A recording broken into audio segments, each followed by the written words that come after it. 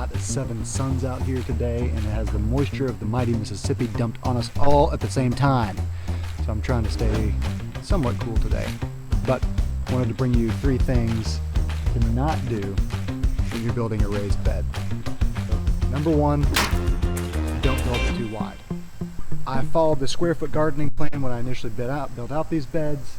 So they are 4 feet wide, but if I had it to do over again, I would build them 3 feet wide, even if that's sacrificing space available for planting, because it's much easier to maintain, especially if I have the kids helping out. So if it's 3 feet wide, what they can't reach, I can take care of, but they're going to be good for that first 12. Maybe they could get halfway into 18 inches.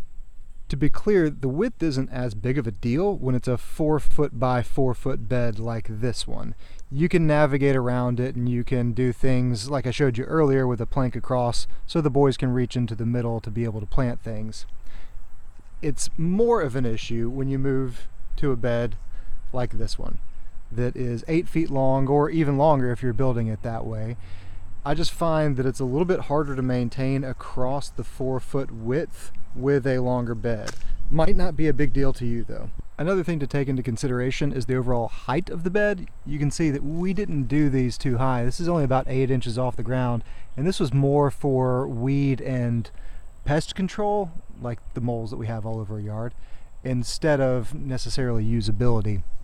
Number 2 is a mistake. Number 2 is using the wrong materials or using the materials in the wrong way.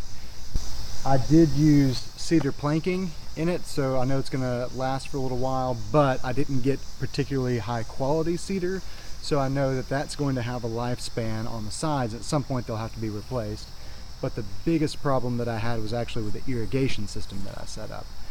It's all plastic fittings, and over time they deteriorated and they broke. So I've got 4 pieces running the length of the bed. So to attach the hose to it, there's this piece that should be on there, that goes there, so that we get this pressure regulator attached to the hose that goes there, and that's all good and well, and it worked really great initially, but this broke off, and it's plastic. It's not going to be useful anymore. I think part of the problem was that I had this hanging over the edge, so it was putting additional pressure on it, but I think realistically this wasn't going to hold up over time anyway, so I think it's really the fault of the material, and maybe not using the material properly. Maybe supporting it better would work, and not putting any tension on it at really any point in time. So the garden, which should still probably be producing right now, it's really pretty much started to die off because I wasn't using the infrastructure in a realistic way.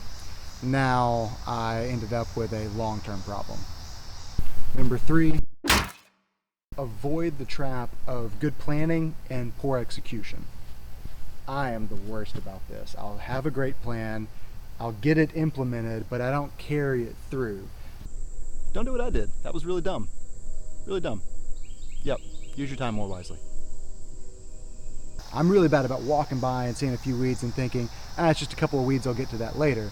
And so now here I am in the August heat trying to play catch up on something that I could have maintained easily in very small increments over time. Right now I'm cleaning up around one of our raised beds. You can see right there that it pretty much was just completely covered in weeds and grass. They had jumped the edging that I had there and had completely taken over that area.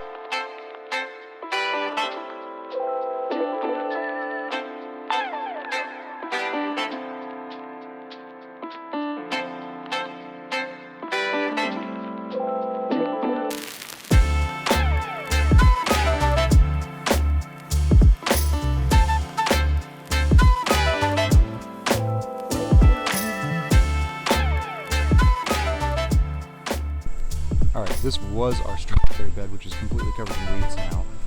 You can see I've got these stakes in here, and that's because I put this deer netting on top of it to keep squirrels and birds and other things out of our strawberries, which worked really, really well. So here's my mistake.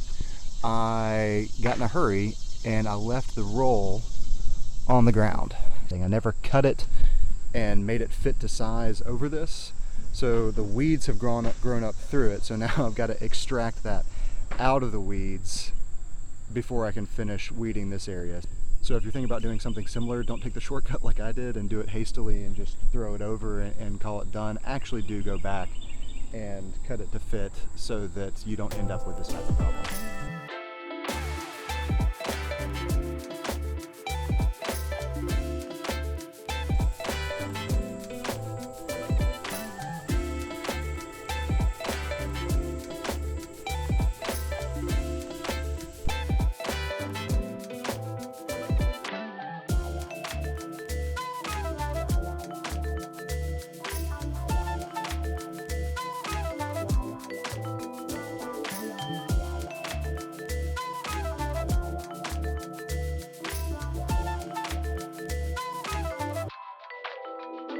Yeah.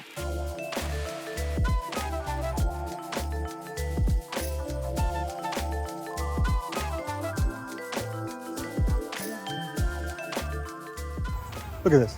This is ridiculous. It looks like I put a call out to the entire neighborhood asking for all of their weeds. All of this came just from in and around my raised bed. Shouldn't have been the case. I hope those are all helpful tips. I know that they are all mistakes that I have personally made, so I bet some of you have also made the same mistakes. I hope this helps some people to avoid making those same mistakes. And if you have any other tips, tricks, feedback, or other mistakes that you've made, feel free to leave them in the comments below.